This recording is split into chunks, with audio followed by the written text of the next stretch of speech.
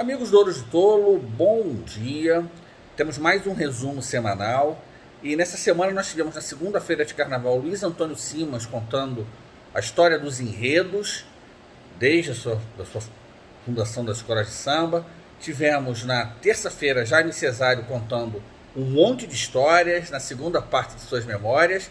E quarta-feira recebemos Mestre Fafá da Grande Rio, que além de contar a história da bateria da Grande Rio, ensinou como funciona uma bateria, explicou vários aspectos técnicos e falou inclusive de coisas como som. Então, uma semana com 3 lives, muitas histórias imperdíveis e temos esse resumo com os principais trechos, mas não deixem de ver as lives completas. Aproveito para pedir que se inscrevam no canal, cliquem no sininho, assinem o clube de membros e todos aqueles que assinarem o clube de membros nas versões Série A e Especial até o dia 28 de fevereiro estarão concorrendo a exemplares da série Cadernos de Samba, coordenada pelo jornalista Aidano André Mota. Um grande abraço a todos e até a próxima semana. Primeiras décadas das escolas de samba, né?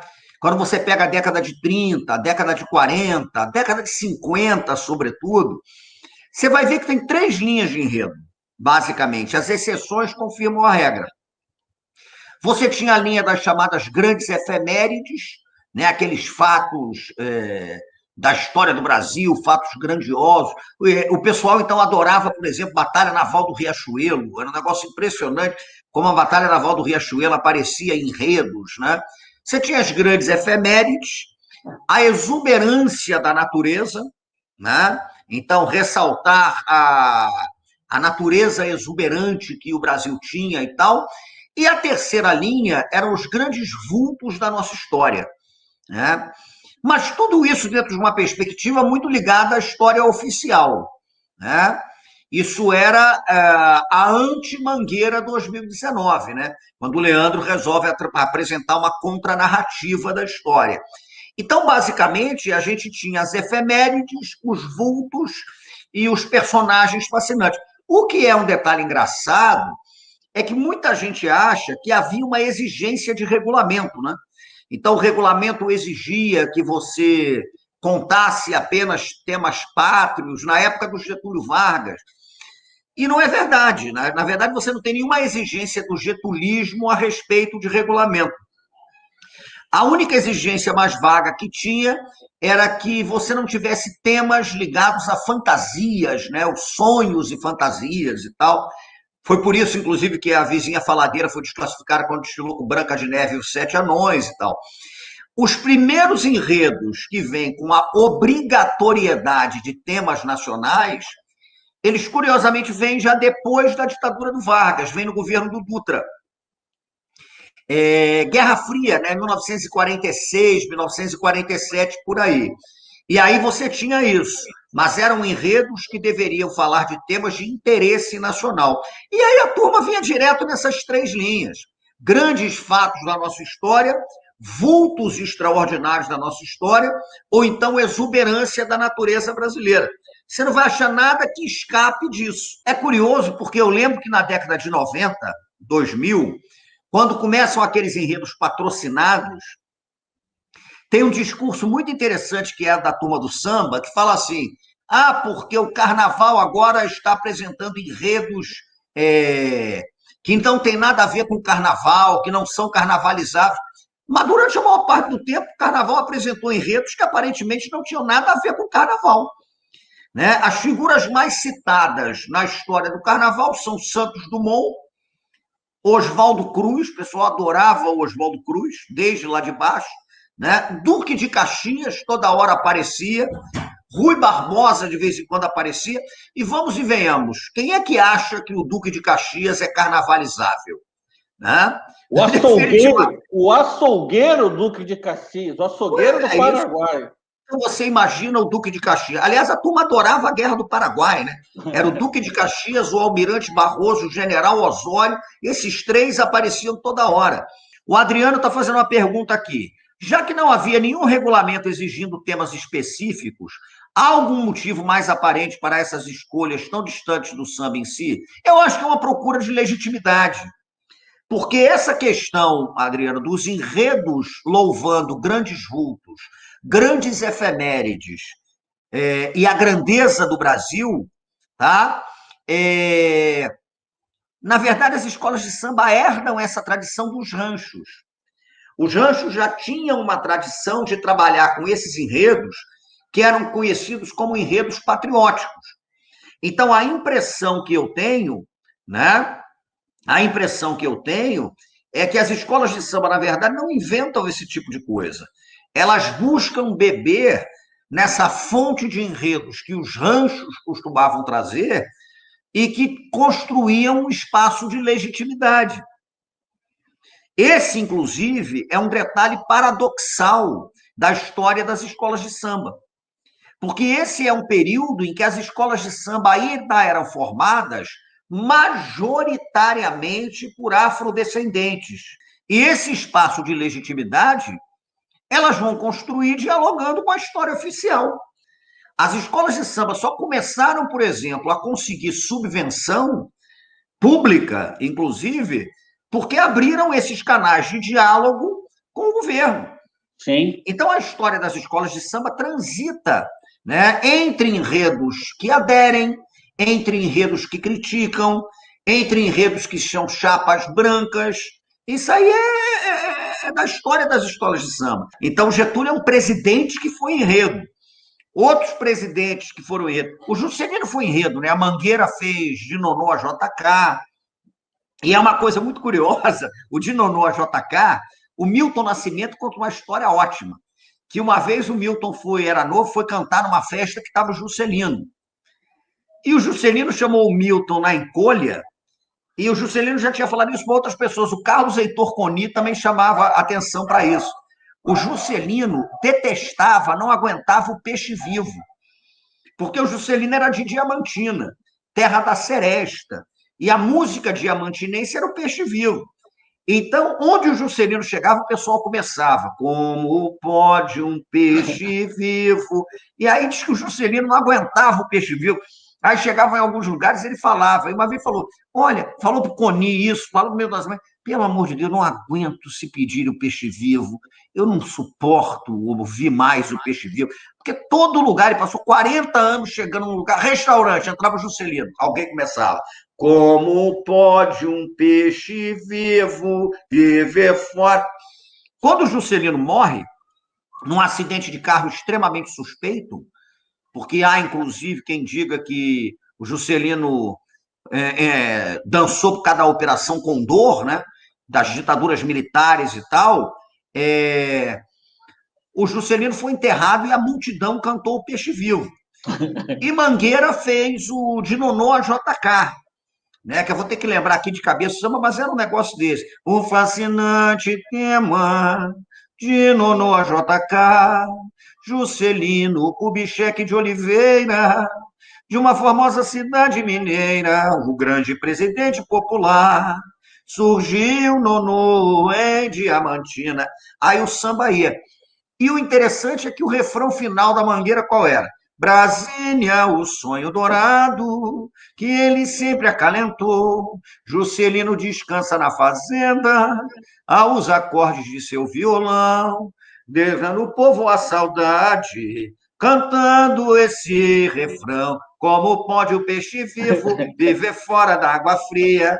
Porra, e aí virava uma marchinha safada. Como poderei viver? Eu falei, meu Deus, rapaz, né?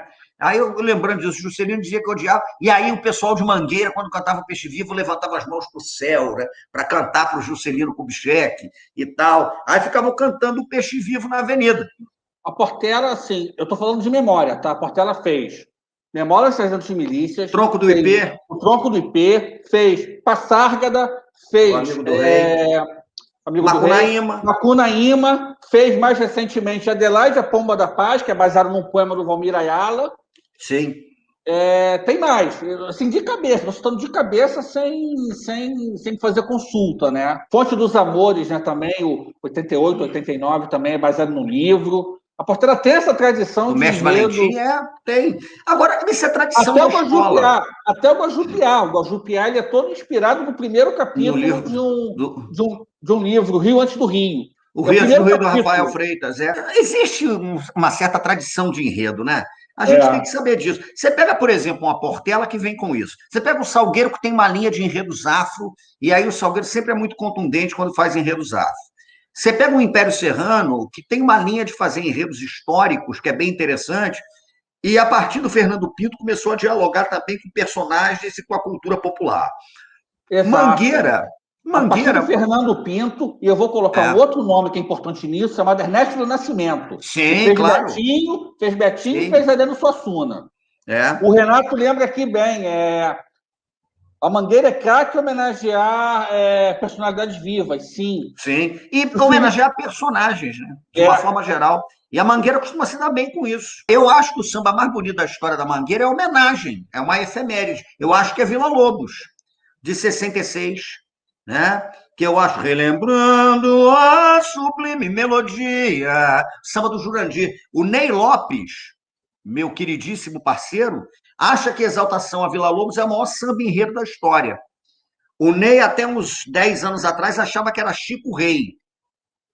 Mas ele, depois de ouvindo samba, ele falou, cara, eu já estou achando que é Vila Lobos. Porque é uma perfeição absoluta, é um negócio incrível. O pessoal está lembrando do Monteiro Lobato. Monteiro Lobato é um grande samba da Mangueira, e Monteiro Lobato é um samba importante para a história do samba enredo. Porque Monteiro Lobato é um dos primeiros sambas enredo.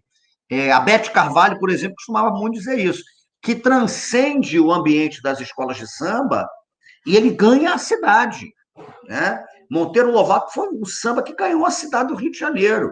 Então o pessoal gostava muito do Monteiro Lobato da Mangueira. Então essa linha, aí você vai variando, né? Aí você já tem personagens mais interessantes. 76, a Mocidade faz Mãe Menininha do Gantuá, que deu um que a trauma coisa tão grande funciona. que só agora vai voltar a fazer enredo afro, o tamanho Vai foi o fazer trauma. enredo afro depois daquilo. E vamos falar um pouquinho, né? A gente falou da Cabrocha Lili, que é o título da nossa live de hoje.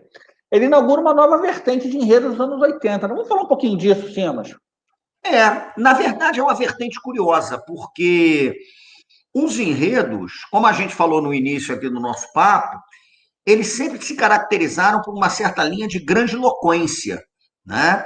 Então, você trabalhar grandes efemérides, vultos extraordinários, momentos sublimes da história, mas o cotidiano, né, o mais singelo, o dia a dia, não era nem imaginado como um possível tema do carnaval. E imagine isso, você pensar num cotidiano e tal. Eu acho que quem já anunciou, de certa maneira, essa linha, de certa forma, é o Domingo da União da Ilha. Porque o Domingo da União da Ilha, domingo é 77, né, com a Maria Augusta, ali é muito interessante, porque você tinha uma linha do Joãozinho investindo numa beija-flor suntuosa, né, verticalizando o desfile, as arquibancadas altas também, então vem aquele negócio todo. Joãozinho já vinha insinuando isso no Salgueiro, com Minas do Rei Salomão e com o Rei de França na Ilha da Assombração e tal. E a Maria Augusta vem com um carnaval surpreendente, porque o domingo, eu era muito menino na época, não vi esse desfile lá, vi o desfile depois em televisão. Mas o domingo surpreendeu todo mundo, porque a rigor a temática qual era? Era um dia de domingo. Então você vinha muito naquela linha da grandiloquência. Ou você fala de grandes vultos, grandes obras literárias, da beleza retumbante do Brasil, né, e tal. Aí, de repente, você vai fazer o quê? Um dia de domingo, né? E um dia de domingo do Carioca, aquela coisa, um samba. Domingo é muito curioso, porque ele é um samba em menor, ele é um samba que não vai ser daquele estilo de samba depois da linha que consagrou mais a União da Ilha, né? Aquele samba mais descontraído, linha do Didi, do Mestrinho e tal. O samba do Aurinho, o Didi não está no domingo.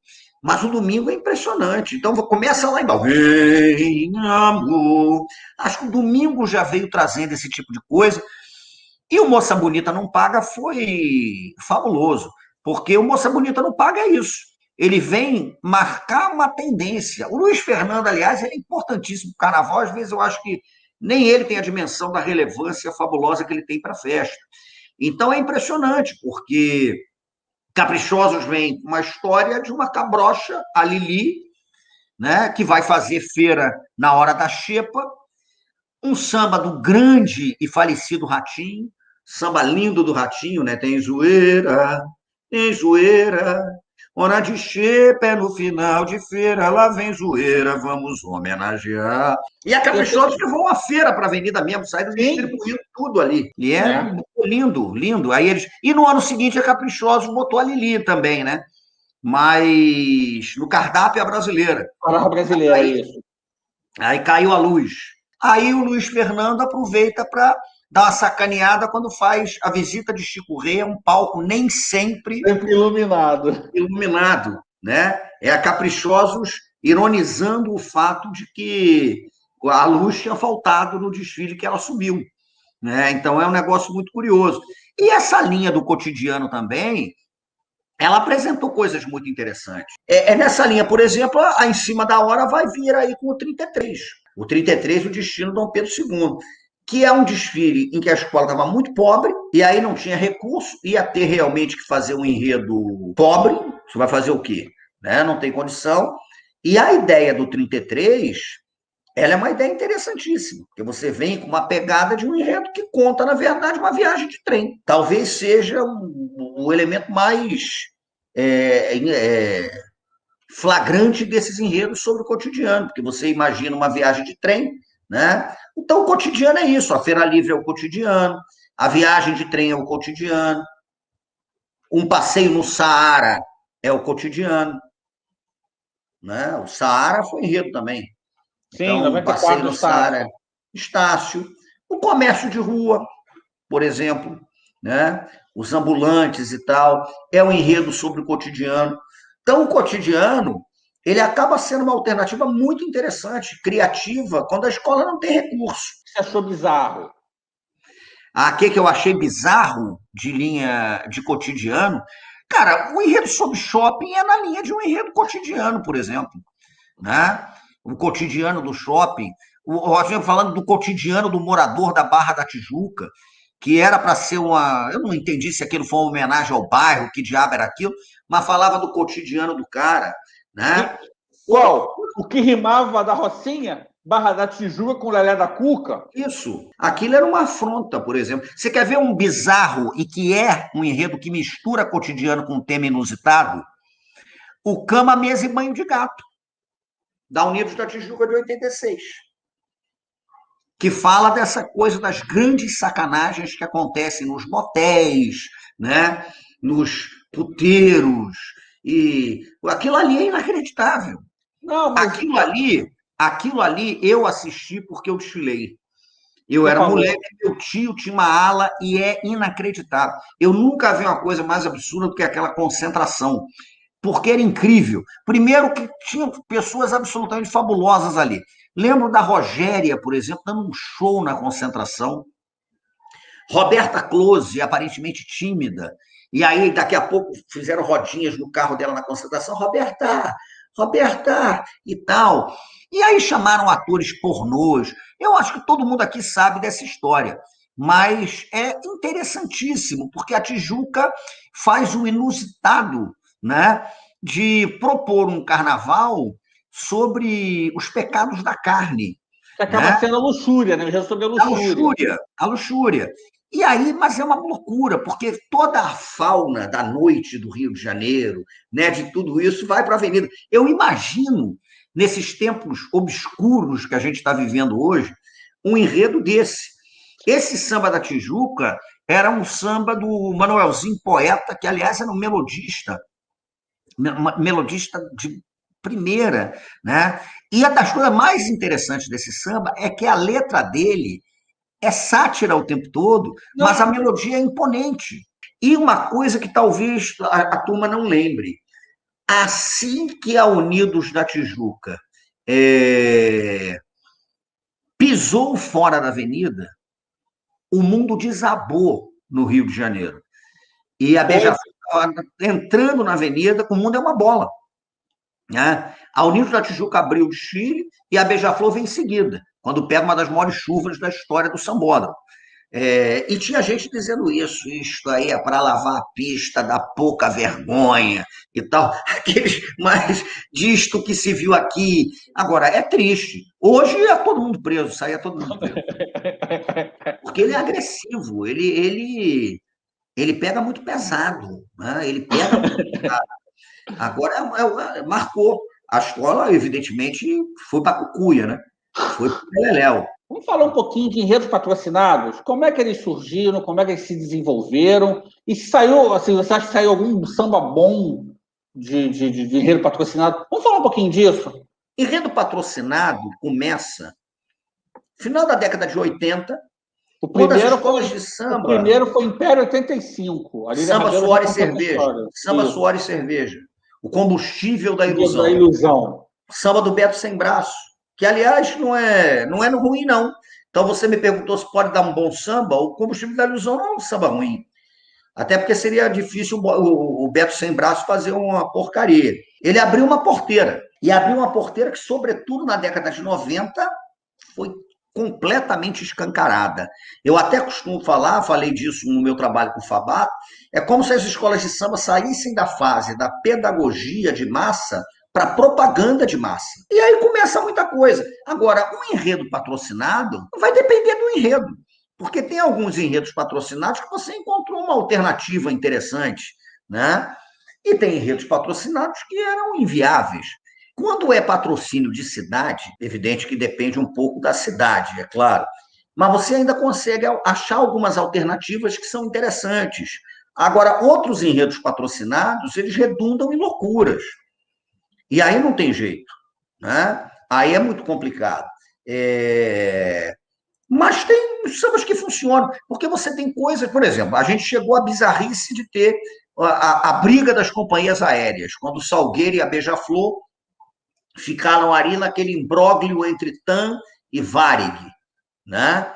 E eu quero a TAM, eu quero a Varig vai fazer o enredo aqui porque é azul, a TAM vai lá, e aí Rubem Berta nas asas de um sonhador, e aí o outro falando do comandante Rolim. Francamente, um horror aquele tipo de coisa. Então, esse é um tipo de coisa muito complicado. Agora, como é que você vai dar a alternativa para os enredos patrocinados? É que são elas. Uma coisa eu estou convencido, tinha muito samba bom, mas muito samba ruim. Talvez tenha sido o período em que dinheiro rolou mais forte na história das escolas de samba. O dinheiro ali estava pintando a rodo, naquele momento ali, né? 90, virada para os anos 2000, aquela coisa. Mas, curiosamente, o período dos enredos patrocinados, em que a grana foi muito mais acessível, muito mais fácil, foi exatamente o período em que as escolas de samba elas foram perdendo uma certa conexão com a cidade do Rio de Janeiro como um todo, e elas foram meio que se fechando numa bolha muito perigosa. Então, esse é um detalhe crucial, porque quem viu escola de samba nos anos 70, nos anos 80, a cidade vivenciava as escolas de samba. A cidade vivenciava, né? Era coisa, realmente, você sabe disso, era coisa de você ganhar de amigo oculto o LP das escolas de samba. Sim. Era coisa do LP das escolas de samba concorrer com o Roberto Carlos. E aí, ao longo da década de 90, isso foi mudando, o dinheiro foi entrando, os patrocínios foram comendo por dentro as escolas de samba, e a primeira década dos anos 2000 é brabíssima. É muito complicada. E as escolas de samba, nesse momento, elas vão perdendo umas referências mesmo de inserção comunitária e de inserção na cidade de uma forma dramática. Dramática. É um negócio muito brabo que vai acontecer, né? Agora, alguns enredos dão bons sambas. E tem gente que tenta fazer milagre. Mas, em geral, foi muito difícil. Foi uma situação de perda de características marcantes de baterias, desarticulação de alas de compositores, né? Sambas que foram ficando só dentro da bolha do carnaval e não conseguiram transcender. Eu acho que melhorou. Eu acho que melhorou. Eu acho que a coisa começou a ganhar um outro fôlego. E, paradoxalmente, a crise acaba gerando a necessidade de você pensar em enredos mais atraentes. E esses enredos mais atraentes podem proporcionar sambas mais atraentes, né? Então, uma onda que começa ali com o Marco do Madureira Sobe o Pelô, e que vem redimensionando o samba, vem Angola logo depois, que para mim é Mesmo uma ano, obra, no é o mesmo mesmo ano, ano, mesmo Angola ano. para mim é uma obra-prima, Festa no Arraial no ano seguinte, né? Madureira. Então você tem um processo aí que é mais efetivo, né? Agora, o problema é o seguinte, é o nó que está vinculado ao fato de que a gente tem que formar compositor. E isso é que é difícil. Como é que você vai formar compositor? A renovação dos compositores dentro de uma escola de samba, com ala dos compositores esfacelada. Mas, pelo menos, as escolas de samba estão tentando encontrar uma alternativa. O caminho é esse, é de buscar uma conexão comunitária mais forte. Isso eu acho que é interessante, pode ser interessante. Você já parou para pensar que é paradoxal que o grande enredo, né, que é considerado assim marco dos patrocinados, acabou meio que significando o final de uma era, o de iogurte, porque o iogurte no mesmo ano de Angola e Maduração Pelô. Não te parece paradoxal isso? Eu acho que é por aí mesmo. O que você está falando é interessante. Eu acho que é um fim ridículo de um ciclo, né? E aquele enredo do iogurte ainda tem um detalhe que é curioso, que os autores do samba, meus camaradas, é, porque a pegada do enredo foi séria. Sim. Aquilo ali, a única alternativa era você levar na mais absoluta zombaria. Mas quando a escola entra com aquela comissão de lactobacilos da folia, com uma postura séria, e aí você pegava. O tigre Foi virou meu... tigresa. O tigre virou tigresa, que era a fonte do leite que dava o iogurte. Não tinha como. O Renato está perguntando se você acha que teu samba concorrente no Salgueiro. Até eu queria que você contasse um pouco dessa história para a gente registrar aqui no Ponto. canal. Ali, na verdade, eu fiz esse samba com Edgar e Beto Mussa, que foi um samba meio suicida. A gente fez o samba porque gostava do enredo. O samba foi composto, inclusive, em grande parte na Tijuca, no Colúmbia, né? O Galeto Colúmbia. Muito E bom, aí a gente Galeto. fez o tambor, né? Quanto uma herança da humanidade primordial. E o samba ele foi feito como uma brincadeira. Por exemplo, Canto uma herança da humanidade. A gente começou citando o Virgílio. Isso é o início da Eneida, que é uma brincadeira que a gente faz de citar o Virgílio. E a gente foi pensando numa história do tambor. Uma história de um primeiro tambor que foi inventado, não sei o que e tal. E a gente optou por um samba mais clássico. E era um samba um pouco diferente, por exemplo, ele era um samba que não tinha os dois refrões padrões, ele tinha um terceiro refrão curto, né? Esse terceiro refrão curto, depois muita gente utilizou. Mas o tambor vinha com o terceiro refrão curto e um refrão atrás do outro, que ele vinha, festa na aldeia, lua cheia, clarão, em batuque a noite inteira, é magia, adoração. De oriente a ocidente, indiferentes, formas se multiplicou. Qual é o povo que não bate seu tambor? Aí repetia, qual é o povo que não bate seu tambor? E o tambor acabou sendo uma espécie de fenômeno nas redes. E isso foi criando uma situação inusitada dentro da disputa, porque o samba não era cortado, e aí eu tenho duas testemunhas, Beto Mussa e Edgar, que a gente ficava apavorado porque o samba não era cortado. Eu era um deles, a Cândida, minha mulher está aqui do meu lado, eu era um deles que toda semana eu quase que pedia para o samba ser cortado, porque a gente sabia que o samba não ia ganhar. Já havia um movimento interno na escola dizendo que o samba estava escolhido, e que essa questão envolvia uma dívida. Tinha uma história maluca com o samba que eu realmente não sei exatamente qual é. Dívida Mas de a gente jogo? sabia que o samba. Dívida de jogo? Eu já ouvi essa O que história. falaram ali era por aí, mas eu não tenho como dizer. Porque Claro. o meu samba estava fora, a gente sabia que o samba não ia ganhar. E a grande disputa que aconteceu ali, a internet acha que foi entre meu samba e o samba que ganhou. Não foi. O meu samba estava condenado desde o início. O Salgueiro deixou o samba aí até a final, para o nosso desespero, porque aí a gente tinha que gastar mais, porque o samba virou um fenômeno na rede. Então, aqueceu a disputa da escola, e a torcida, e toda semana o samba não caía. A gente, porra, não caiu, não é possível. Nós tivemos uma informação segura de que uma vez cortaram o samba, mas tomaram a decisão lá dentro de deixar o samba continuar. mas que o samba já tinha sido cortado. Então eu tinha absoluta certeza que o samba não ia, em hipótese alguma, para a avenida. A grande quizumba ali é entre o samba que ganhou e o samba da parceria do Guilherme Sá, que era um samba muito bom. E, além disso, nós não tínhamos uma conexão forte com os setores da escola. E a disputa do samba do Salgueiro é braba. Então, a gente foi para aquela final ali de uma forma complicada.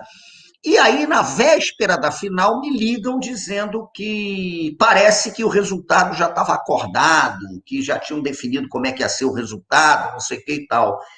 E uma das parcerias, que não vou dizer qual foi, resolveu convocar um protesto e todo mundo de preto para a final. A minha parceria decidiu que não ia fazer isso, porque a gente não era maluco.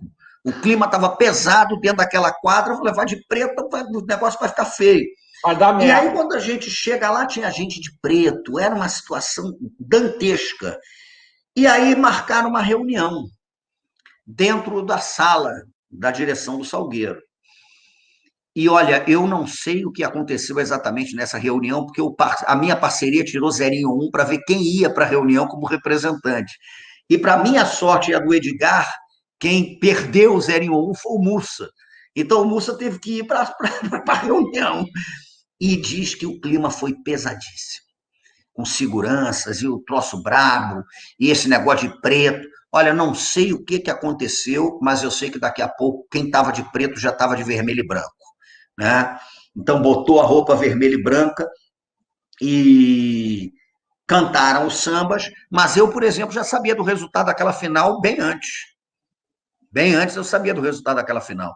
E o nosso desespero foi esse, porque aí é uma questão mesmo de respeito à escola. Você vai para a final, você vai cantar na final, vai fazer o quê? Vai para lá, vamos ter dignidade, cantar na final. E o Richa, na época, ele cantou nosso samba, o Richa, na época, tinha virado presidente de uma escola de samba gay. Você lembra que o Richa fundou uma escola gay no Rio de Janeiro? Não deu certo. E aí o Richa estava lá, aí o Richa acabava chegando no final, então nosso samba... O Richa fez a gravação foi bonita, mas aí ele estava no meio também dessa questão toda, mas a gente se divertiu. A coisa só começou a ficar chata quando a gente viu que não ia ser cortado. Porque é um desespero. Quem já disputou samba sabe. É um desespero você saber que não tem nenhuma chance de ganhar e, ao mesmo tempo, vão mantendo teu samba, vão mantendo teu samba, vão mantendo teu samba. E, afinal, tanto que eu cheguei lá, subi no palco, o Richa cantou o samba maravilhosamente, como sempre, e a gente pulou fora. Falei, vamos embora que o negócio aqui tá feio. Mas o quebra-pau ali não foi da minha parceria, não. A minha parceria virou um fenômeno de internet, mas a disputa ali dentro era entre outros dois sambas. Eram os sambas que estavam disputados. Eu sei o seguinte, eu nunca mais disputo samba em grupo especial. Foi uma aventura que me deixou convencido. Quantas prestações ficaram para pagar depois? Tô fora. E é bom que depois, logo depois, eu entrei para o júri do Estandarte de Ouro, então estou impedido de fazer isso. Terminou o Carnaval 2005, eu recebo um convite de conversar com o Nilo, né, o presidente da Portela. E a conversa parecia que eu seria o carnavalesco. Falei, legal. E pai, conversa, explica. Olha, ele diz, a minha proposta é a seguinte... Assim, fala, presidente, são 3 carnavalescos. É você, Amarildo de Melo e Mário Borriello. Eu falei, nossa, presidente, o inferno é mais suave, né? Aí ele levou um susto, ele não gostava muito, né, mas eu sou maluco, eu peco pela minha sinceridade, entendeu? Eu falei assim, não, como assim? Eu falei assim, o que você está falando? Eu falei assim, olha, são 2 pessoas, eu respeito muito as 2, mas sei que tem egos complicados, né, de se administrar. Né? O Mário Borriello tinha, na época, recentemente, dito que ele nem gostava de carnaval, ele fazia, o negócio dele era ópera. Eu falei, meu Deus, como é que eu vou trabalhar com uma pessoa dessa? E outra coisa que tinha... no meio de carnavalesco, né? O Amarildo, na época... Amarildo, te amo, tá? Mas, enfim, era o que contava. Era conhecido como o X9 do presidente, né? Tudo era o dedo duro. Eu falei, tô frito, tô louco, eu vou aparecer morto naquele barracão. Não vou, não. Ele ficou puto comigo, mas puto. Quase, se ele pudesse, ele me botava para fora da sala, pontapé, sabe? Eu falei assim, olha, eu prefiro continuar no meu inferno, que aí eu acabei fazendo novamente a Cubango, falei assim, e vamos lá, porque também não era fácil, porque o céu estava complicado, né? E com o Caribé foi maravilhoso, né? Eu já tinha levantado informações que é sempre assim, né? Ele é uma figura difícil, todo mundo, ninguém fala que você é fácil, cara.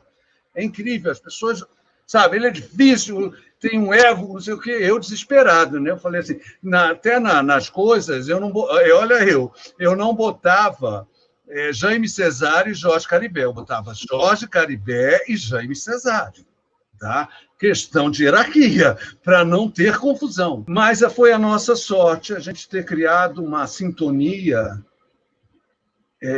meio que unicarne. Porque à medida que as coisas começaram a acontecer e a andar, e que eles começaram a sentir que a Mangueira tinha luz no fundo, no túnel, fim do túnel, né?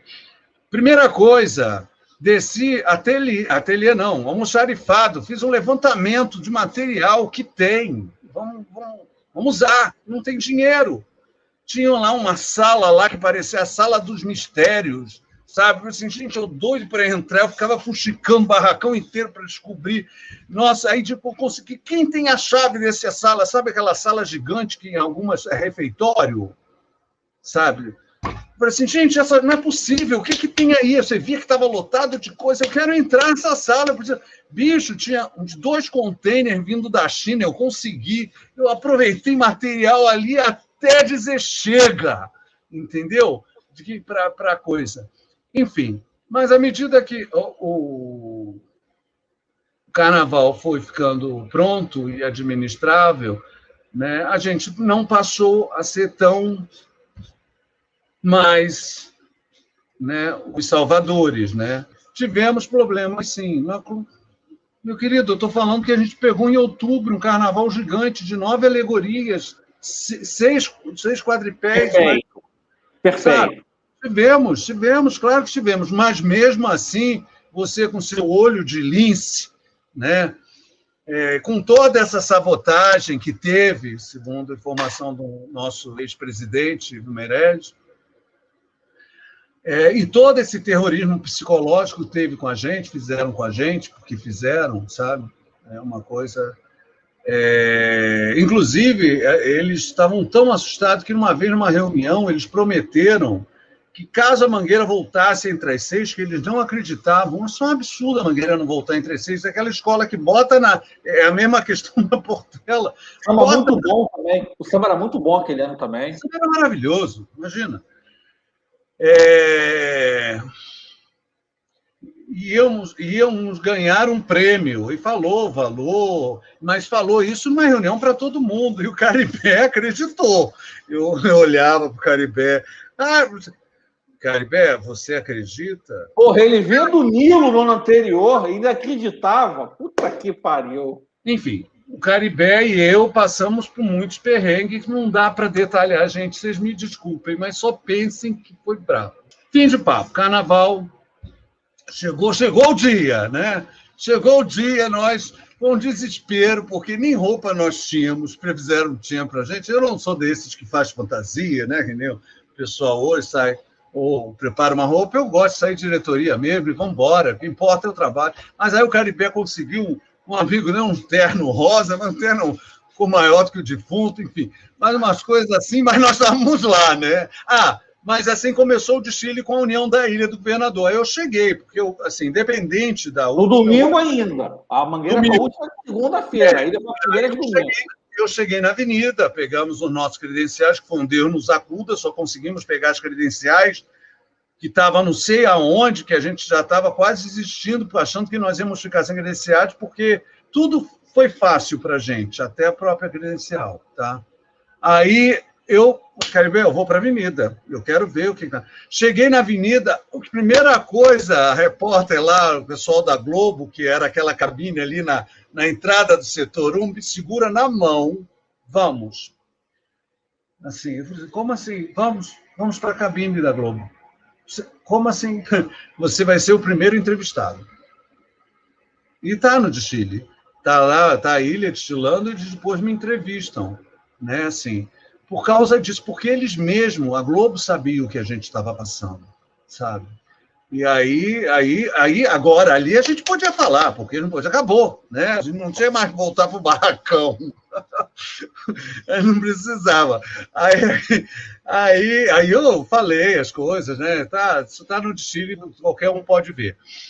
Primeira pessoa a falar naquele carnaval da entrevista fui eu. E aí, chega o dia do desfile, a gente de terninho rosa, todo bonitinho, nos chamam. E quem vai falar é o Caribé. Eu falei, falei ele para mim, eu vou falar tudo que a gente passou, isso para o Brasil inteiro ouvir. Eles vão ver agora, o Brasil vai saber tudo que vai. Eu fiquei branco. Falei, Caribé, eu abracei ele. Pelo amor de Deus, Caribé, não conta. Não conta, Caribé, porque no final de contas, sabe o que vai ficar? Nós vamos ficar queimados. Ninguém vai achar que isso é verdade. Não dá para falar, Caribé. Não faça isso, amigo. Pelo amor de Deus. Por favor, por mim, não fala, por nós. Aí foi nós para a cabine, né? Eu já branco, tremendo, né? Eu falei, cara, juro, se o Caribé resolve falar, bicho, ia ser uma loucura. Eles estavam doidos que a gente falasse. A realidade era essa, sabe? Porque eles sabiam. E aí? Olha a pergunta para ele. E aí, Caribé? Como foi trabalhar na Mangueira? Olha a pergunta. Aí ele... trabalhar na Mangueira, você não sabe o que é trabalhar na Mangueira. E começou a chorar. É muito difícil. Eu falei, ai, graças a Deus, ele não vai falar. Ele me ouviu. Que história sensacional. Que história sensacional. Ele me ouviu, cara, ele me abracei tanto. Ele, obrigado. Mas aí nós descemos, né? E aí foi um dia nosso, porque todo mundo queria entrevistar a gente. E a gente deu. Agora a gente pode falar, Caribé, a gente pode falar. Gente, desculpem, mas isso é verdade. Tá? E olha, infelizmente, como eu mesmo pedi ao Caribé, nós não podemos contar as coisas, sabe? Porque não vale nem a pena e é surreal e inimaginável. Mas volto a dizer, a Mangueira é uma escola extraordinária, maravilhosa, apaixonante, mangueirense sensacional. Só que, enfim, teve esses percalços aí que não foram fáceis. O Jorge Mendes está pedindo para te lembrar dos carros que tinha que ligar na tomada para acender. Que história é essa? Ah, tá. Isso é Uruguaiana, mas é até hoje. Eu acho que ainda não mudou. Por favor, me ajudem.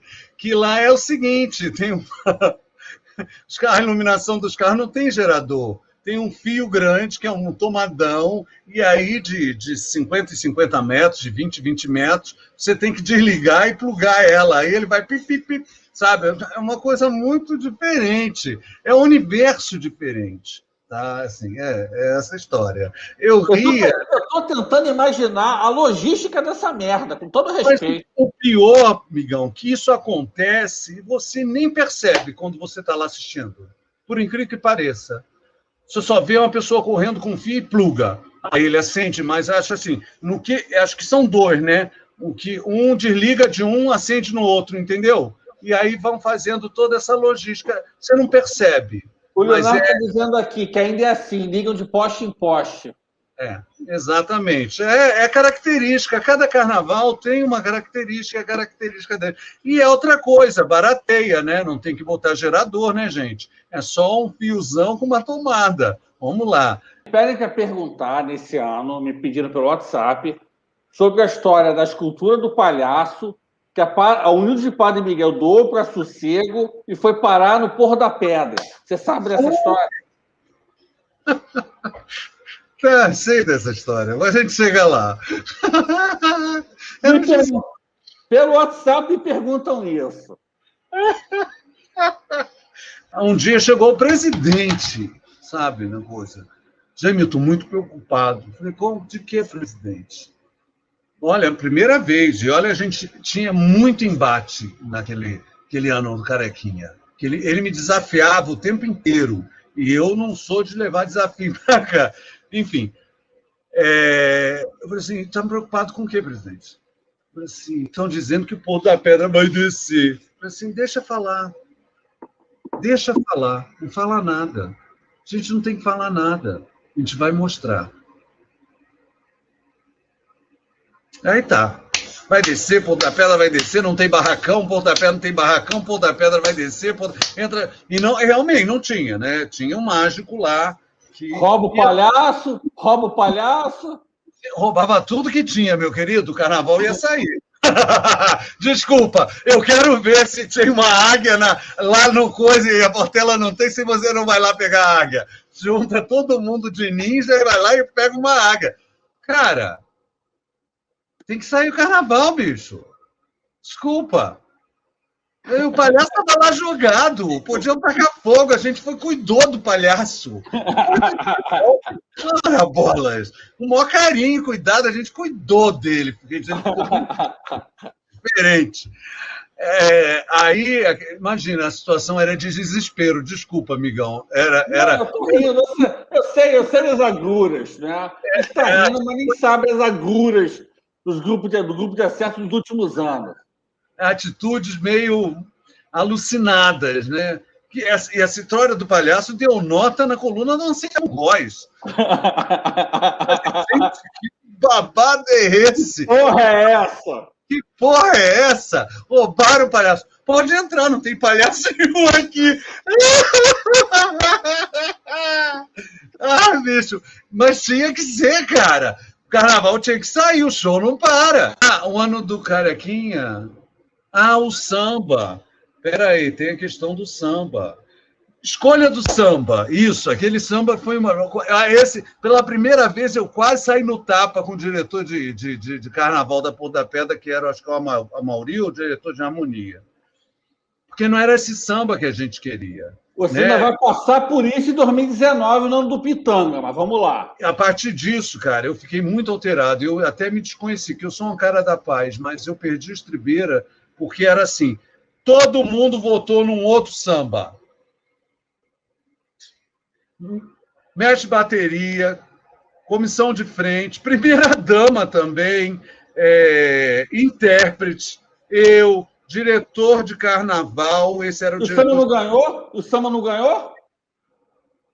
Porque o diretor de harmonia convenceu o presidente que o samba que tinha que ganhar era esse.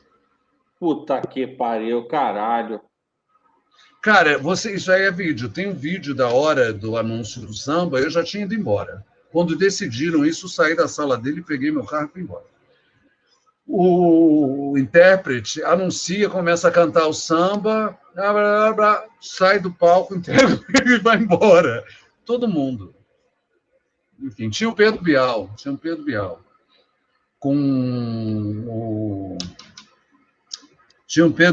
com o filho do Martinho da Vila, do Nico da Vila. Sim. Esse samba que venceu, eu tirei um parágrafo, 5 linhas. 5 linhas, como que seria isso num samba? Uma estrofe. Tirei uma estrofe e falei para eles, olha, vocês estão escolhendo esse samba, é esse samba que vocês querem. Se preparem para a nota. Depois não reclama, tá, presidente? Mas eu tenho que alertar. E foi. Não deu outra. Primeiro lugar, Pôr da Pedra. Nota de samba enredo. Um fiasco. A gente foi para 6º lugar com a nota do samba enredo. E aí a gente se recuperou um posto, graças a Deus, passamos lá com o banco, com os quesitos técnicos, os meus, da comissão, que foi uma avalanche, né? A comissão do Pôr da Pedra foi foi a comissão do Carnaval. É inacreditável aquela comissão. Você explicar aqui o que aconteceu com aquela comissão é uma coisa... Eu queria já levar esse enredo da Porra da Pedra. Imagina, no ano 2000, quando a Pedra vindo rica com Rainhas do Rádio. Puta que pariu. Desculpe, mas... Pode falar que eu falo umas palavrões aqui também. Aí, assim, aí foi muito engraçado que o presidente ficou um tempão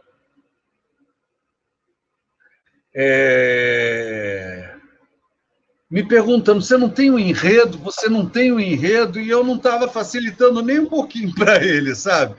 Foi assim, aí surgiu aquela história de Friburgo, eu não sei se você... Eu lembro. Aí eu falava para o presidente, eu falei uma vez com ele, a gente acabou tendo uma relação bem amistosa, falei, olha, vamos descobrir se tem X9 no grupo da reunião, assim, sabe aquela reunião de diretoria? Vamos descobrir se tem X9? Vamos dizer, porque estavam dizendo que o Porto da Pedra ia pegar Friburgo para fazer, porque era da Cubango, aí o Pelé saiu, lembra disso? Não sei se você lembra. Lembro. Aí eu falei, tudo bem, olha, aí ele fala, vamos ter um enredo, talvez seja Friburgo, o título vai ser essa, aqui o do César.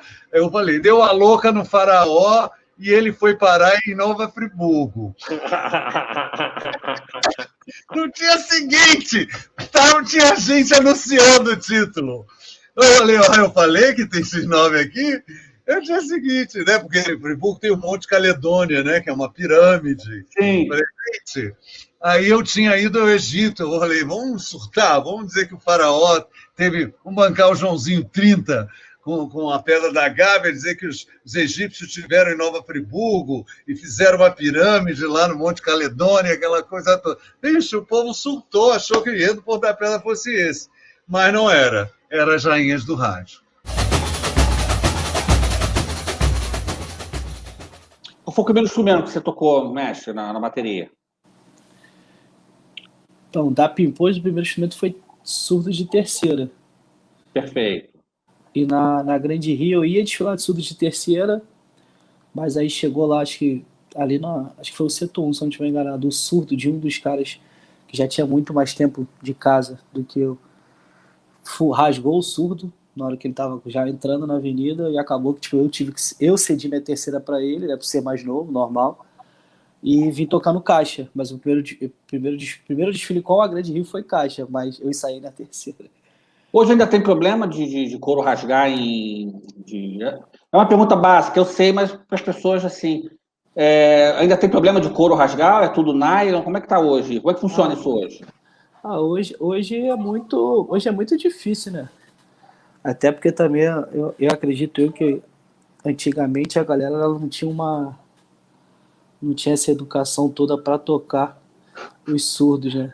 E hoje em dia a galera é um pouco mais educada. Eles têm vários Educado em que sentido, mestre? É aquela frase, né? O couro, o animal lá, o couro, né? O animal que faz o couro lá já tá morto, né? Então não precisa mais agredir o bicho, coitado. Só tirar um som mesmo. Então hoje em dia é muito difícil. Hoje em dia é bem raro, assim. Até porque tinha aquele problema de questão da chuva, né? E hoje em dia se inventou um plástico que ele é tipo muito fino e que ele consegue proteger bem os surdos. A maioria das escolas hoje em dia usam couro em cima e nylon embaixo. Acho que boa parte usa assim, então já não molha tanto. Então acho que hoje é bem escasso essa parada assim de rasgar couro. Quase não existe. Uma bateria. Eu estou na concentração, está chovendo.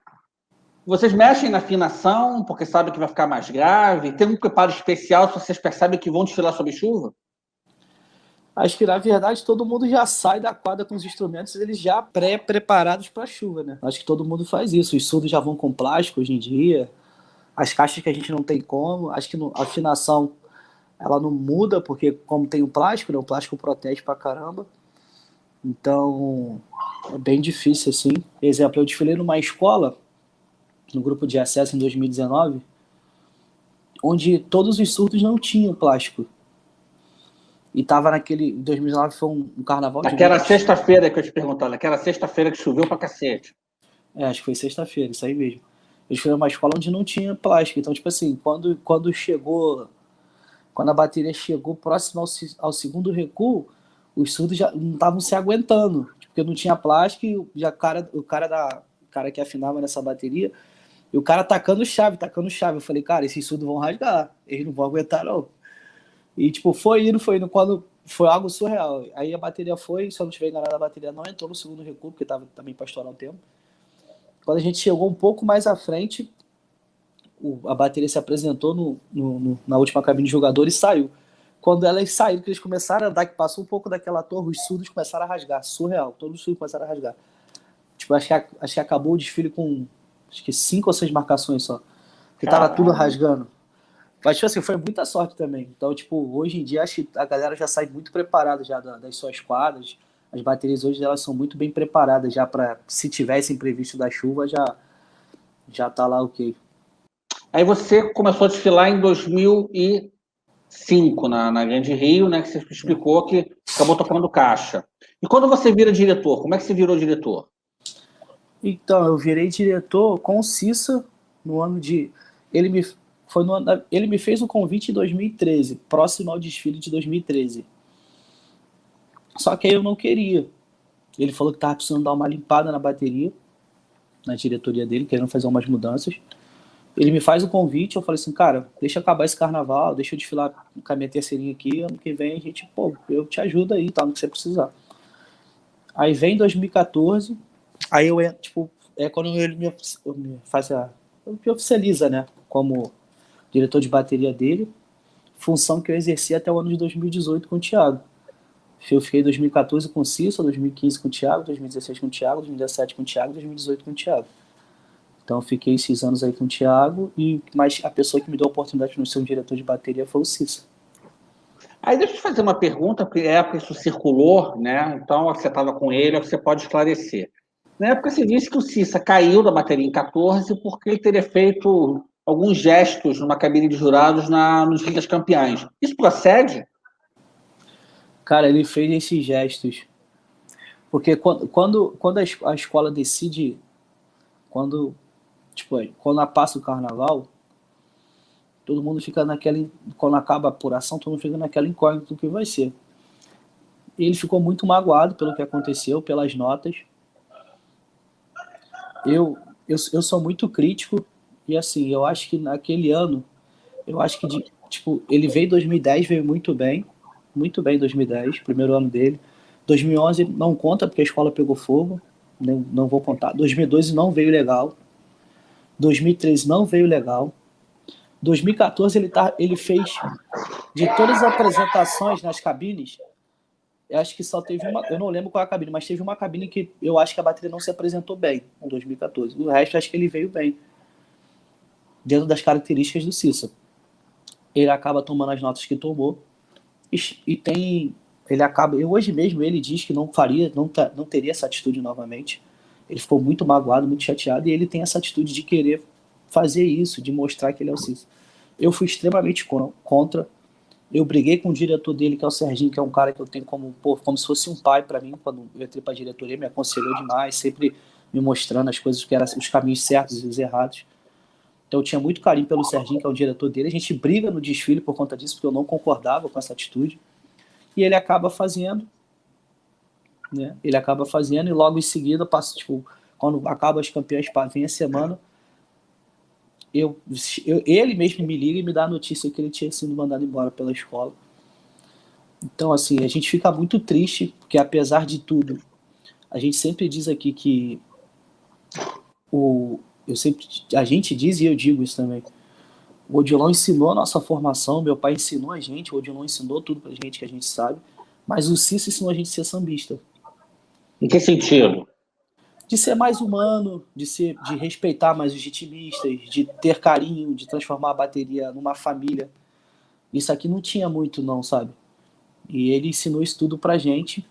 Então, assim, esse dos gestos realmente aconteceu, não é uma mentira, aconteceu, ele fez, mas logo em seguida ele se arrepende, depois ele, num passado tempo, logo assim que ele já vai pra ilha, eu vou na ilha visitar, e ele conversa comigo, ele fala, cara, eu deveria ter te escutado. Apesar de você ser muito mais novo do que eu deveria ter te escutado. E ele reconhece esse erro dele, mas graças a Deus ele já deu a volta por cima, porque é um cara sensacional e merece todo o carinho e respeito do mundo. Eu acho que ele deu azar também. E agora eu posso falar, eu vi esses gestos, porque foi feito a segundo módulo, eu estava no setor 7 aquele ano nas campeãs. Eu vi uma movimentação, alguns gestos estranhos, eu até comentei com a minha então esposa. Mas eu não sabia, eu não tinha certeza se ele tinha caído por causa disso. Mas acho que ele deu um pouco de azar também, porque os jurados ficam nas campeãs, nos módulos com as famílias. Talvez ele não tenha se atinado a isso.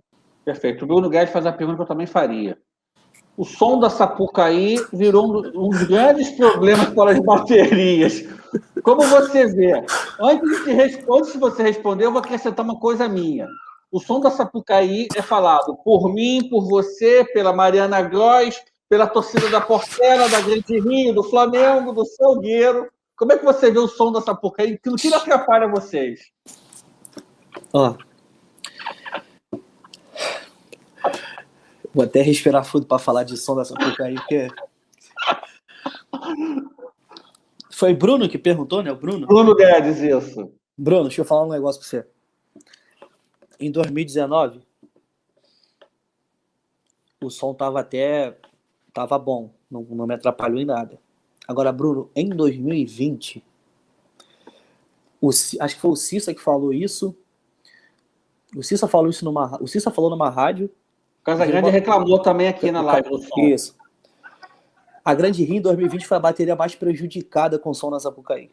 Foi algo surreal. Sim, não desligaram as caixas.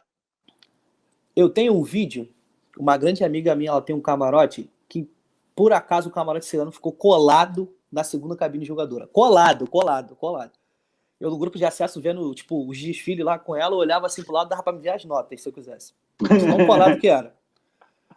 Mas assim, aí tô desfilando, um grande amigo meu que é o Ramon, que é irmão do Coringa, diretor de Tamboril da Tijuca, a gente passando, o Coringa desfila comigo. A gente passando, ele filmou a apresentação pra depois eu ver. A bateria não tinha nem chegado na cabine, ele filmando de longe, já tinha um delay de 4 segundos. De longe. Caralho. Ele foi e me passou esse vídeo. Eu tenho esse vídeo guardado a 7 chaves. No dia que tiver uma reunião na liga com o pessoal de som, com os mestres de bateria, que sempre tem, eu vou mostrar eu quero mostrar esse vídeo para eles e mostrar o quanto eu fui prejudicado no desfile. Porque no primeiro inclusive eu estava conversando esse dia com um portelense também, amigo meu, Jorge Pitanga, que trabalhou na Harmonia da Portela há muito tempo. Eu estava conversando a respeito disso. Eu pedindo para os caras abaixarem o som no primeiro recuo, que estava tudo alto. O violão da Grande... Tanto que, tipo, você pega vídeo, o nego tá filmando a bateria, as pessoas só falam assim, pô, essa harmonia tá sensacional, a harmonia tá linda, porque você só ouve o cavaco e o violão, mais nada, não ouve nada. E aí, pra você ter noção como é que o som tava ruim. No primeiro recuo, eu zerei o tamborim 3 vezes. Falei assim, Gabriel, zera, senão a bateria vai atravessar.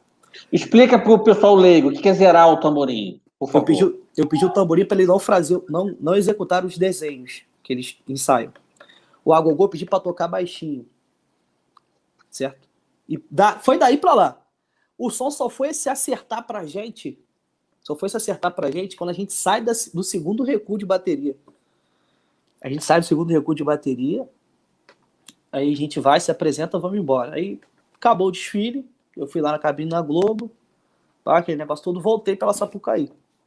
Quando eu volto pela Sapucaí, eu encontro um rapaz do som e falo, pô, cara, o que aconteceu com o som? O som acabou com o meu desfile, vocês acabaram com o trabalho de 9 meses que eu tive aqui. Pô, ele falou assim, pô, cara, desculpa, na maior calma do mundo. Aí ele vira pra mim e fala assim, pô, o que o computador tá valendo, a mesa não tá valendo e deu um delay. Eu falei, tipo, simples assim. Aí ele falou assim, não, se precisar, a gente faz uma carta pra liga. Eu falei, uma carta pra liga? Eu falei, pô, são 9 meses jogados fora, irmão. Eu falei, pô, eu falei pro cara, fui bem sincero, eu falei, se o jurado quiser me julgar na segunda cabine, se eu não estiver enganado, foi o Rafael, se eu não estiver enganado, se ele quiser me dar um 9.5, tranquilamente, ele pode dar com os olhos fechados, que ele vai ter totais argumentos do mundo. Porque se eles aí muita gente fala assim, que às vezes, tem jurado que julga pela caixa de som. Aí veio a prova disso. Que ele não julgou pela caixa de som. Ele jogou a bateria. Que se ele julga pela caixa de som, no vídeo que eu tenho, eu faço a paradinha do timbal, a bateria já tinha girado, a bateria já estava subindo no repique, o timbal já estava saindo na caixa. Ainda dá um plá no final, assim, pra dizer assim, tipo, ó, acabei. Pô, e todo mundo assim olhando. Aí, tipo, aí teve gente que postou, eu lembro que teve gente que postou na internet que a bateria atravessou, aí teve gente que foi falar, não, foi o som que atravessou, não sei o quê. Enfim, o som da Sapucaí, na minha opinião, eu penso assim, eu acho que da mesma forma que tudo se moderniza, o som lá tinha que se modernizar. Isso não é uma parada que o Fafá tá falando, eu só tenho 2 anos como mestre de bateria, sabe? Eu sou um cara que respeita todo mundo, eu sou um cara que entendo todo mundo. Isso é uma briga que já vem de mestre Paulinho, mestre Cissa, mestre Odilon, mestre Marcão, mestre Nilo. É uma briga muito antiga a respeito desse som. Então, assim, eu acho que da mesma forma que se cobra muito da gente boas baterias para fazer uma boa apresentação para um espetáculo, eu acho que também a gente tem o direito de cobrar um bom som, porque, pô, são 9 meses de trabalho. Às vezes você ser prejudicado por um som, por uma parada, tipo assim, que não depende de você, que é uma parada mecânica, é muito complicado. Então essa é a minha opinião. Não é nenhuma crítica, eu acho que é só uma questão de ver e rever essa situação, porque realmente está muito feio, muito chato. E você acha que a acústica melhorou depois que fizeram a obra, o paredão de camarote virou arquibancada? Cara, um pouco. Não muito, um pouco. Porque aí fizeram, tiraram, né, aqueles camarotes lá, tal, tiraram, mas meteram aquele prédio gigantesco lá atrás. Tipo, assim, melhorou um pouco, sabe? Ficou mais aberto, mas eu acho que ainda tem muita coisa para melhorar aí acusticamente. Principalmente a questão dos camarotes, né? Que tem até um vídeo que eu postei no meu Instagram, que acho que foi da apresentação do quarto pódio do jogador. Eu salvei esse vídeo, né? Que uma pessoa filmou no YouTube e postei no meu Instagram. Só que, tipo, eu postei assim, eu não tinha ouvido com fone, eu tinha ouvido, tipo, no celular. Aí tô vendo, tipo, os comentários, todo mundo falando, pô, esse som desse camarote, pô, eu fui, botei um fone e fui ouvir. Um camarote tá rolando uma rave surreal. E eu lá. E eu lá, eu falei, meu irmão, que isso, cara? Mas aí, vai falar o quê? A gente não pode falar nada. Então, assim, é muito complicado. Se cobra muito das baterias, As baterias têm evoluído muito, muito, porque eu vejo o trabalho de todo mundo, vejo o trabalho de todo mundo. Você não vê grandes erros hoje, isso é verdade. Você não vê grandes erros, não. Tipo assim, tem algumas coisas que fogem muito, às vezes, uma discordância de algo, assim, mas erro, tipo, tu vê que as baterias evoluíram muito, que hoje em dia, para perder décimos, tá difícil. A gente ficou isso também.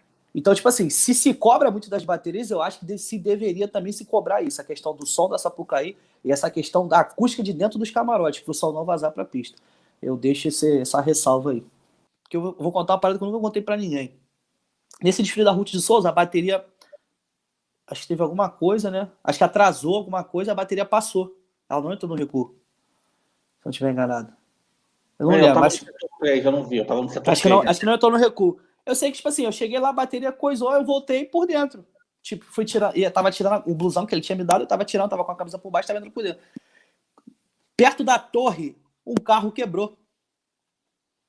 E os caras fazendo o maior esforço pra empurrar o carro. Eu fui pra trás do carro empurrar o carro, cara, pro carro sair, pra não prejudicar Santa Cruz. Pô, é difícil, né, cara? Os caras, a gente já sabe que no grupo especial, às vezes, já é difícil. Muita coisa, às vezes, pô, o carro quebra, às vezes não tem estrutura, não tem isso, não tem aquilo. Imagina o grupo de acesso, cara, com esse prefeito que a gente tinha. Imagina como é que tava. Então, o que eu puder fazer para ajudar. Esse ano eu tava agoniado quando eu vi o carro da ilha quebrando na minha frente. Eu tava doido para descer para ajudar a empurrar o carro. Pô, é difícil, cara. Eu não gosto de ver essas paradas, não. Eu acho assim que tem que ter a disputa, tem que ganhar uma, a gente sabe que tem que ganhar alguma, mas que seja uma disputa assim, onde todo mundo faça o seu desfile e decida quem for melhor. Agora, pô, esse negócio de, quebrou carro, pô, acidente. Esse dia eu tava vendo o desfile de 2017, pô, mas aqueles acidentes de 2017 da Tijuca, da Tuiuti, isso não tem que existir, não. Isso é muito triste. O Rafael tá dizendo que a Santa Cruz teve problema com o carro, que a bateria chegou no recuo com 10 minutos para estourar o tempo. Não ia entrar, né? Isso aí. Eu lembro que foi uma correria do caramba, aí o Riquinho ficou assim, você falou, cara, vai embora. Se apresenta ali e vai embora. Pô, velho, tá doido. São perrengues, mas são perrengues legais, a gente sente falta. Pode citar algum perrengue de Grande Rio? Grande Rio? Deve ter muita história de concentração, né? O Casagrande contou algumas aqui na semana retrasada, se eu não me engano. 15 dias, eu acho. 2000 e... Que ano? Era quem, mano? Qual foi o enredo? Qual era o enredo? Te digo o ano. Não, eu não lembro. Não é nem enredo, não. Eu não lembro o ano. Eu sei que teve um ano, acho que era com o Thiago. A gente veio pra Sapucaí, pô, eu lembro clima-tempo, sol e tal. Eu falei, show, vambora. Aí, pô, do nada o tempo fecha, cai um dilúvio. Meu Deus do céu. 2015, provavelmente, o ano do baralho. Não, foi baralho não, baralho não foi não. Acho que foi Choveu pra 16. esse dia. Acho que foi 16, não sei. Não sei qual foi, não. Eu sei que choveu horrores. Pô, a gente olhou pros surdos, tudo sem plástico. Puta. Só que era embaixo. Que embaixo era couro. Não era em cima. Porque geralmente era. Agora é couro e nylon, a maioria já era couro e couro. Falei, mano, se pegar a água nesse couro embaixo, vai dar merda. Aí aquele desespero e tal. Aí eu peguei uma moto, fui lá na São Clemente. Era um domingo, sei que era um domingo. Aí alguém tinha ligado pro Caliquinho, fui lá na São Clemente, peguei plástico com o Caliquinho na São Clemente. Aí voltei pra concentração, começamos a desvoltar e botar plástico, não sei o que e tal. Aí isso, tipo assim, faltava, sei lá, uma escola pra gente entrar, a gente lá botando, bora, aquele negócio. Aí, daqui a pouco, pô, acabou o plástico. Meu irmão, eu peguei, chamei um amigo meu, falei, vamos aí, peguei uma moto e fomos lá em Caxias. Peguei na sala do meu pai, catei os plásticos e corta. Ah, sorte que os plásticos lá já estavam cortados.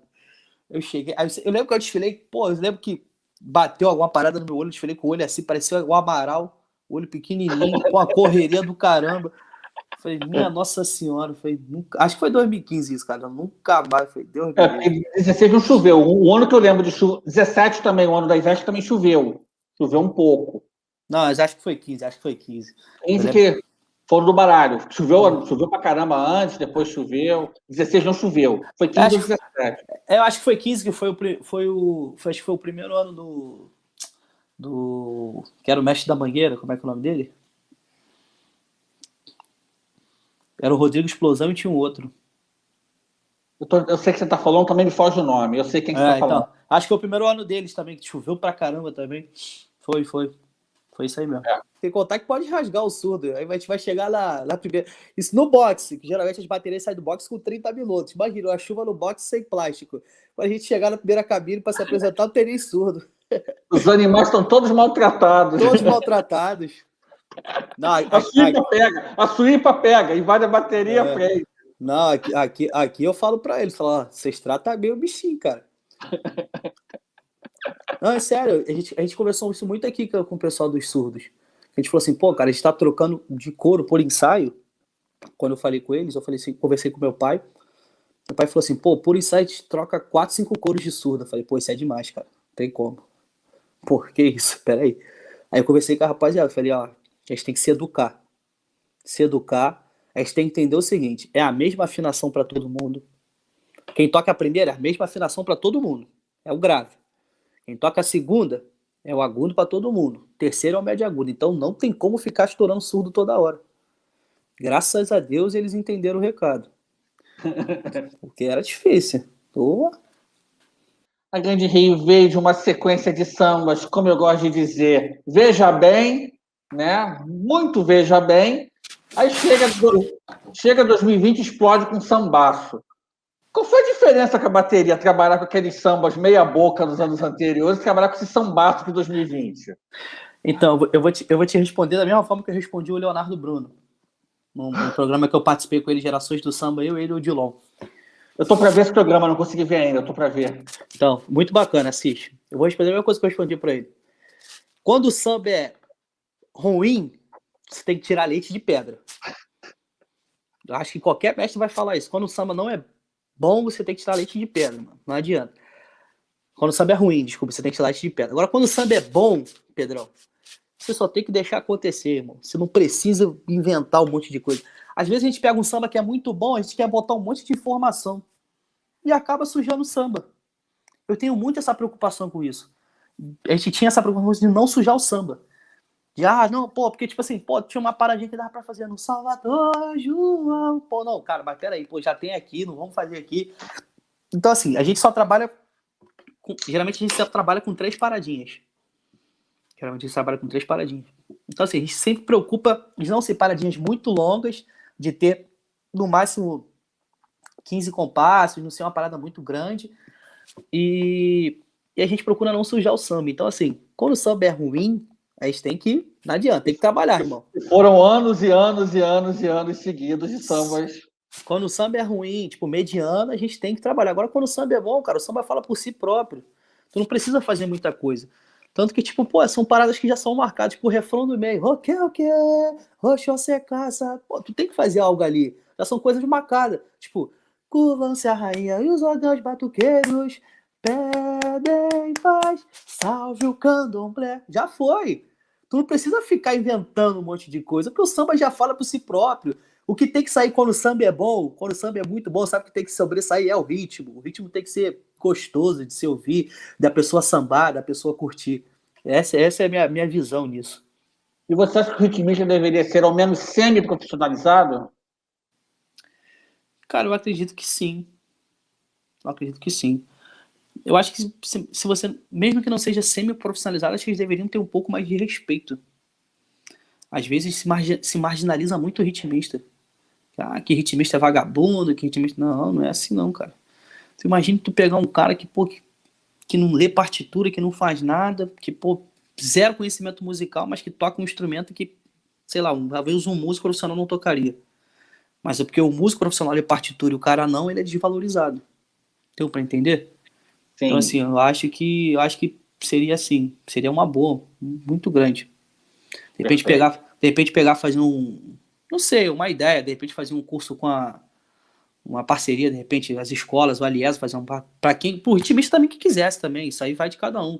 Fazer uma parceria, de repente, com umas escolas de música aqui do Rio, uma Vila Lobos da vida, sei lá, um conservatório do UFRJ, sei, é uma parada aí que de repente possa vir para o futuro.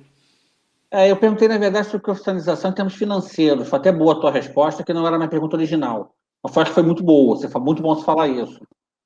Cara, em termos financeiros. Também eu acho que eles deveriam ter um valor, sabia? Acho que eles deveriam ter um valor, sabe por quê? É por isso que a gente se preocupa muito aqui em sempre tratar eles bem. Tu pega um cara... Eu vou te dar um exemplo de um ritmista meu. O cara sai de Petrópolis toda semana pra ensaiar. Caralho. Petrópolis, parceiro.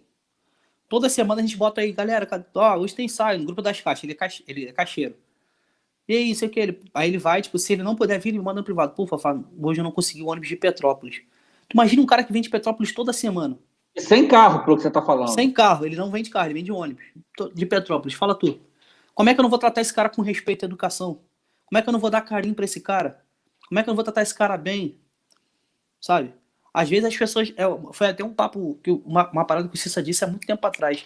Às vezes o ritmista chega na porta da sua escola mesmo, chega na porta da sua escola com a carteirinha, quer entrar com a mulher, o cara que tá na porta barra. Como é que tu vai barrar um cara desse, cara? Que vai tocar pela tua escola durante 1h20 minutos, durante 65 minutos. O cara não tem direito de levar a mulher dele? Pô, isso não existe, irmão. Isso não existe, isso não tem que existir. O mínimo que tem que se merecer é respeito por eles. O mínimo é respeito. Não é respeito. De repente chegar no dia do desfile e falar assim, pô, a gente vai te dar aqui um dinheiro aqui, R$100 pra cada um, pra vocês poderem comer um lanche, é o mínimo, parceiro. A gente tenta fazer o máximo que a gente pode aqui por eles, Pedrão, o máximo. E eu acho que se você perguntar pra qualquer ritmista da grande rede, eles vão te dizer isso. Que, pô, ele vai falar assim, cara, eles fazem de tudo pela gente, tudo.